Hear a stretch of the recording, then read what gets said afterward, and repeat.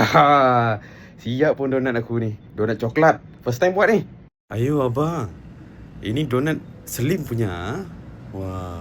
This is not donut. This is do not eat. Kau ni cakap lah botol-botol. Onion ring ni. Apalah donat. Donat tak ada orang macam ni tu. Ni onion ring ni. Kan? Salad coklat. Ya Allah Cik Din. Macam onion ring tu. Yang ini dia crunchy tak? Rangup tak? Macam.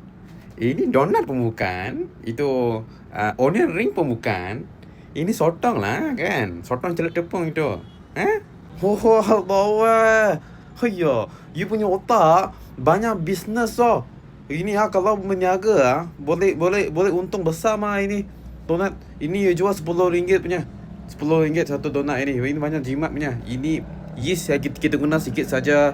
Itu tepung pun sikit saja. Ini jimat banyak punya. Baguslah you bagus. Pasal donat tolak tepi dulu. Engkau punya plating ni corak dia bagus. Effort tu ada. Aku bagi 4 markah. Bang. Abang punya donat ni puasa juga ke? Kesian. Wah. Kau punya cut sugar ni. Sampai kau punya donat pun cut sugar Betul kurus donat kau sekarang Ini saiz S ni. Alah. Aku confused lah. Ini super ring pun ada. Dah macam pretzel pun ada. Kau ni buat apa ni? Ni apa donat ring?